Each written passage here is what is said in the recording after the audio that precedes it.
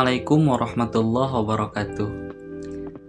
Nama saya Lutfi Taufikur Rahman dengan NIM 1232020-219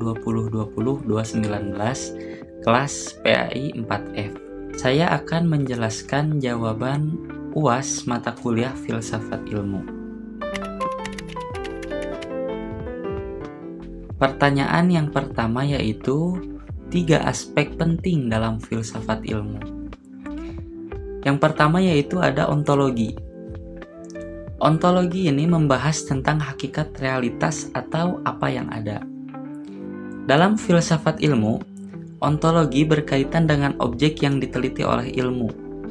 Misalnya, apakah realitas bersifat material, spiritual, atau keduanya? Terus yang kedua ada epistemologi. Epistemologi adalah kajian tentang pengetahuan. Nah, mencakup sumber, batas, dan validitas pengetahuan. Aspek ini penting untuk memahami bagaimana pengetahuan diperoleh dan sejauh mana pengetahuan dapat dipercaya. Terus yang ketiga ada aksiologi. Aksiologi ini membahas nilai, termasuk nilai etika dan nilai estetika. Dalam konteks filsafat ilmu, aksiologi ini menilai sejauh mana ilmu pengetahuan digunakan secara etis dan bermanfaat bagi kehidupan manusia. Upaya manusia dalam mencari pengetahuan ilmiah. Nah, upayanya itu melalui tahapan-tahapan ya. Tahapan yang pertama yaitu pengamatan. Melihat dan mencermati fenomena alam atau sosial. Terus tahapan yang kedua yaitu perumusan masalah. Menyusun pertanyaan dari hasil pengamatan yang memerlukan jawaban ilmiah. Terus tahapan yang ketiga hipotesis. Menyusun dugaan sementara sebagai jawaban atas masalah.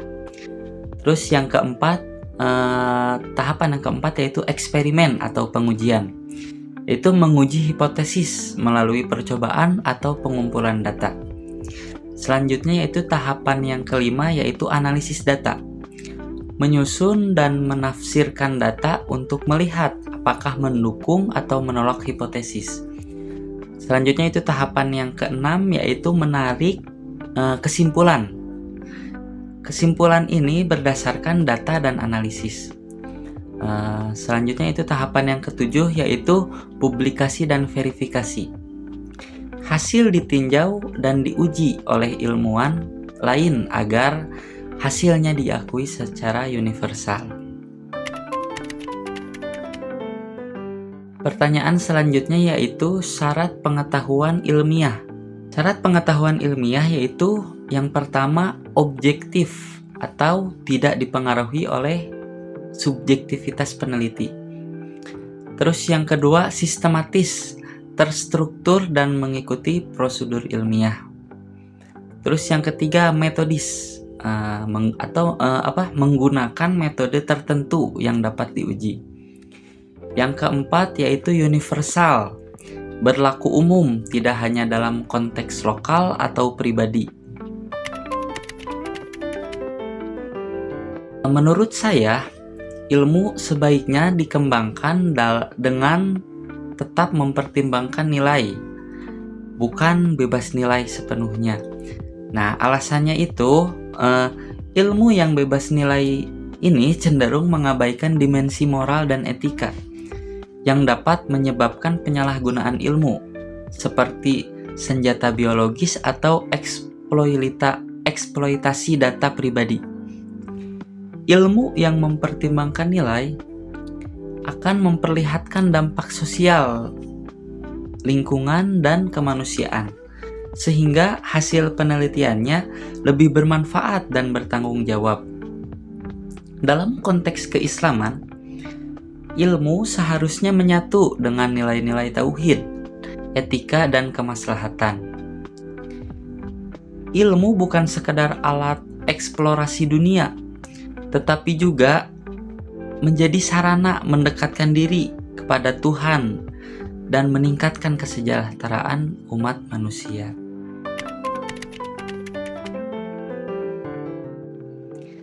Selanjutnya yaitu pertanyaan yang kelima, yaitu perbedaan kuantitatif dan kualitatif. Pendekatan kuantitatif dan kualitatif adalah dua cara berbeda dalam melakukan penelitian.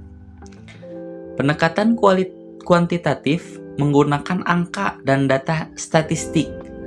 Tujuannya yaitu untuk mengukur dan membandingkan sesuatu secara objektif. Contohnya menghitung pengaruh waktu belajar terhadap nilai ujian siswa. Nah, data dikumpulkan melalui tes, angket, atau survei, lalu dianalisis dengan rumus matematika. Nah, sementara itu, pendekatan kualitatif tidak menggunakan angka, tapi fokus pada cerita, pengalaman, dan makna. Nah, tujuannya yaitu untuk memahami alasan dan perasaan di balik suatu peristiwa. Contohnya menggali mengapa siswa merasa bosan saat belajar. Nah, data tersebut dikumpulkan melalui wawancara, observasi, atau catatan lapangan. Lalu dianalisis dengan cara memahami isi dan makna dari informasi tersebut. Nah, keduanya itu penting dalam pengembangan ilmu. Kuantitatif memberi hasil yang bisa digeneralisasi, sedangkan kualitatif memberi pemahaman mendalam. Nah, jika digabung, hasil penelitian bisa lebih lengkap dan akurat. Mungkin itu yang bisa saya sampaikan. Mohon maaf apabila banyak kekurangan dan ada kekeliruan. Wassalamualaikum warahmatullahi wabarakatuh.